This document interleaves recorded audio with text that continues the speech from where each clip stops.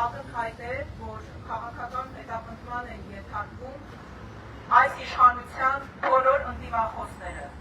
Դրա համար էլ կալանավորում են սրբազանների, քահանաների, համայնքապետերի, հասարակական և քաղաքական գործիչների, նրանց նկատմամբ քրեական գործեր են հարուցում, կեղծ հոդվածների և փոքրիկ մատուցիչների միջոցով կաթողիկոսի հարազատներին են կալանավորում։ Բայց այս իշխանությունները իրենց նպատակին չեն կարողանալու հասնել, որովհետև իրենք ավարտելու են ճիշտ այնպես, ինչպես որ ավարտել են բոլոր այն բռնապետերը, ովքեր փորձել են իրենց երկրում բռնապետություն հաստատել։ Շատ հեու չգնանք, նորօրինակ մեր հարևան Վրաստանի տխրախրճակ նախագահ Սաակաշվիլին։ Ակնհայտ է նաև, որ այս իշխանությունները ժողովրդավարության հետ որևէ առնչություն չունեն, և այդ ժողովրդավարության բաստիոն կոչված է կեղծ թեզը ընդամենը փուչիկ էր, որ շատ արագ պայքեց,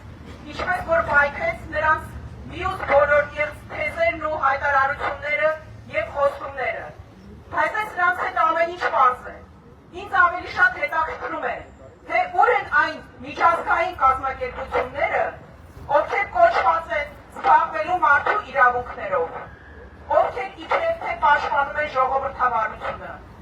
Ինչու են նրանք խուլ և համր դառնում, երբ խոսքը վերաբերում է Նիկոլ Փաշինյանի և նրա իշխանության ապօրինությունների և բռնաճնշումների։ Ինչու են նրանք խտրական մոտեցում ցուցաբերում։ Կամ ուր են այն տեղական տնաբույծ իրավապաշտպանները, ովքեր ճտիկով միանում են և հետո ճտիկով անջատվում։ Ինչու նրանք ծխտում չեն հանում, ինչու են համր ձուկ դառել։ Այս ամենը գալիս է ապացուցելու, որ իրականում նրանց համար մարդու իրավունքների պաշտպանությունը և ժողովրդավարությունը ընդհանրապես բիզնես է, թող աշխատելու միջոց, այլ ոչ թե համոզմունք, գաղափարախոսություն և այլն և այլն։ Այդ ճղճին և այդ ճռճռան լոզունգները, որ իրենք հայտարարում են, թե իբր մարդու իրավունքների պաշտպաններ են կամ ժողովրդավարության չատակովներ են։ Հարգելի հայրենակիցներ, այս ամենի վերջը դնելու միակ տարբերակը Նիկոլ Փաշինյանի իշխանությունից ազատվելն է։ Իսկ դրա համար